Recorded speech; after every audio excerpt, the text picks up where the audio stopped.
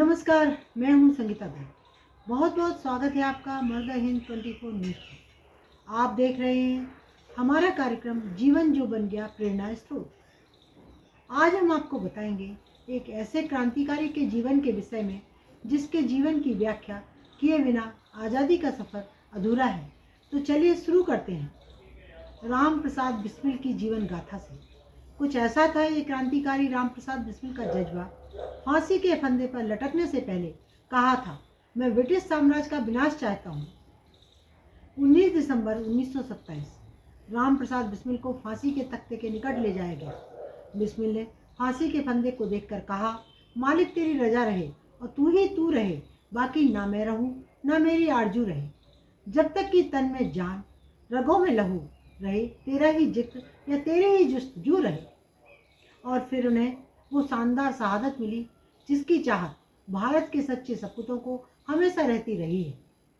जब बनारसी दास चतुर्वेदी के द्वारा लिखित किताब आत्मकथा राम प्रसाद बिस्मिल में यह बातें पढ़ते हैं तो मूंछों पर ताव देता एक नौजवान का चेहरा नजर आने लगता है, जो ब्रिटानिया हुकूमत की आंखों में आंखें डालकर कह रहा है, सरफरोशी की तमन्ना अब हमारे दिल में है, देखना है जोर कितना बाजू एक कातिल में है।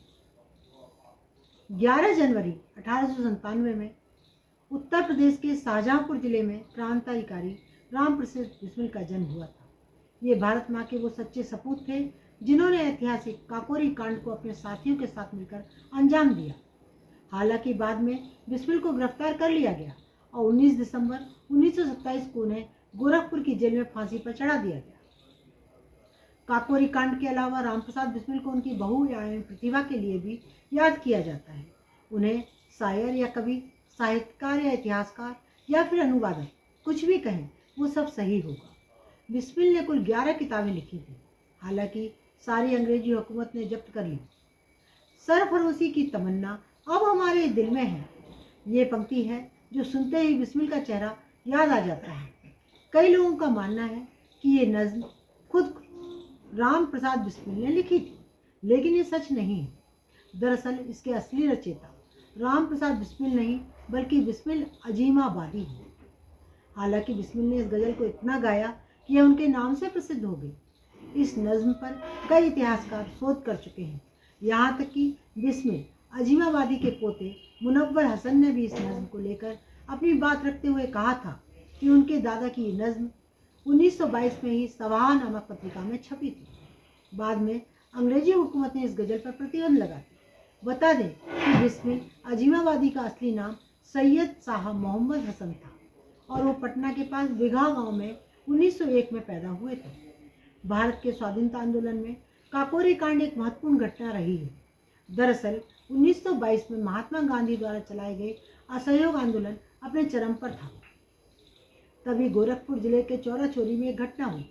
भड़के हुए कुछ आंदोलनकारियों ने एक थाने को घेरकर आग लगा दी, जिसमें 22-23 पुलिसकर्मी जलकर मर गए थे। इस हिंसक घटना से दुखी होकर महात्मा गांधी ने तुरंत असहयोग आंदोलन वापस ले लिया। असहयोग आंदोलन बंद करने से निराशा का माहौल छा गया था और फिर 9 अगस्त 1925 को क्रांतिकारियों ने काकोरी में एक ट्रेन में डकैती डाली। इसी घटना को काकोरी कांड के नाम से जाना जाता है। काकोरी कांड का मकसद अंग्रेजी सरकार का खजाना लूटकर उन पैसों से हथियार खरीदना था, ताकि अंग्रेजों के खिलाफ युद्ध को मजबूती मिल सके।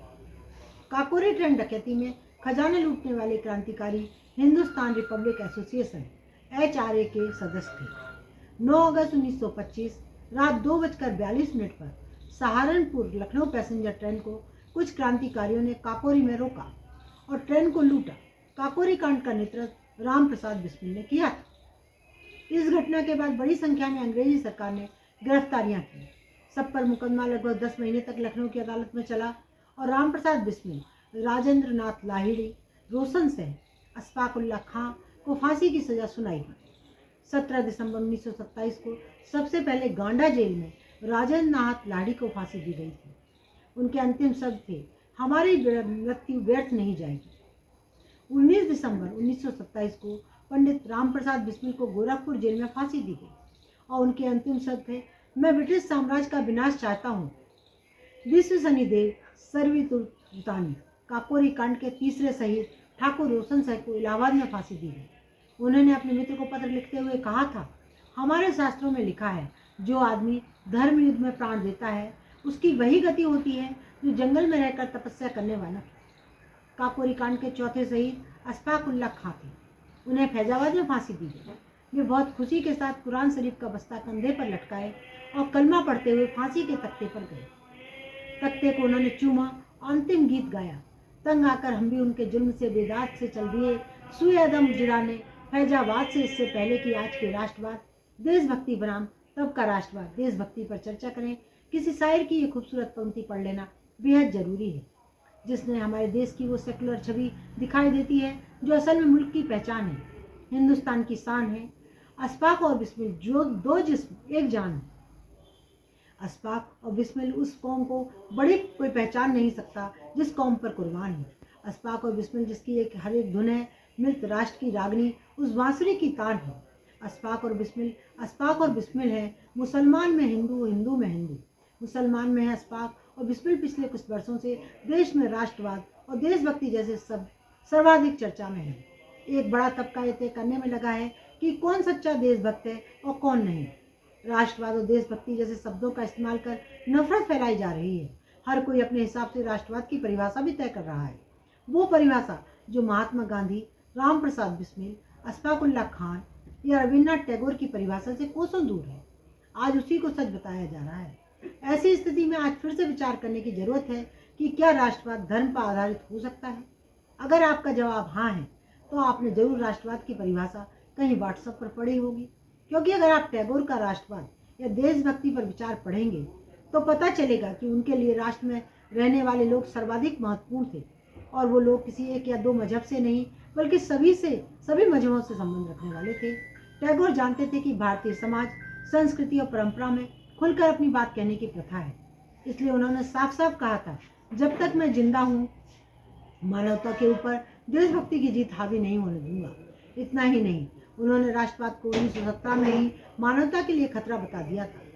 टैगोर ऐसा कह पाए क्योंकि उस वक्त विचारों पर बौद्धिक बहस हुआ करता था, ना कि आज की तरह अलग अलग विचार रखने वालों को या असहमत होने वालों को दूसरे मुल्क भेज देने की बात होती थी। टैगोर के इस राष्ट्रवाद पर विचार और आज के राष्ट्रवाद में कितना अंतर है, इसको समझने के लिए नोबेल पुरस्कार विजेता और प्रख्यात अर्थशास्त्री अमर्त्य सेन की किताब द आर्गुमेंटेटिव इंडियन का जिक्र जरूरी हो जाता है। इस किताब में एक चैप्टर टैगोर के नाम है। इसका शीर्षक है टैगोर और उनका भारत। जब आप टैगोर और उनका भारत अध्याय पढ़ेंगे तो देखेंगे इसमें अमर्त्य सेन ने टैगोर के विचार बताते हुए लिखा है कि टैगोर का राष्ट्रवाद उस राष्ट्रवाद से बिल्कुल अलग है जो पहले विश्व युद्ध के बाद इटली और जर्मनी मॉडल से उपजी राष्ट्रवाद की अवधारणा है। टैगोर का कहना था कि देशभक्ति चारदीवारी से बाहर हमें विचारों से जुड़ने से रोकती है और इसलिए भारत को राष्ट्र की संकरी मान्यता को छोड़कर व्यापक अंतर्राष्ट्रीय दृष्टिकोण अपनाना चाहिए। टैगोर के अलावा महात्मा गांधी की बात करें तो हमेशा वो राष्ट्रवाद की अवधारणा को वसुधैव कुटुंबकम की भावना के साथ आगे बढ़ाते रहे। ठीक इसी तरह राम प्रसाद बिस्मिल का राष्ट्र भी कभी अशफाक उल्लाह खान के बिना पूरा नहीं हो सकता था।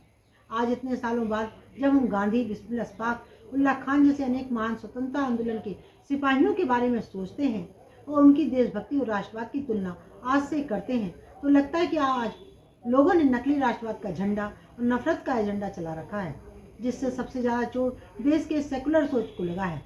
आशा करता हूँ कि आपको हमारे इस कार्यक्रम पसंद आया होगा।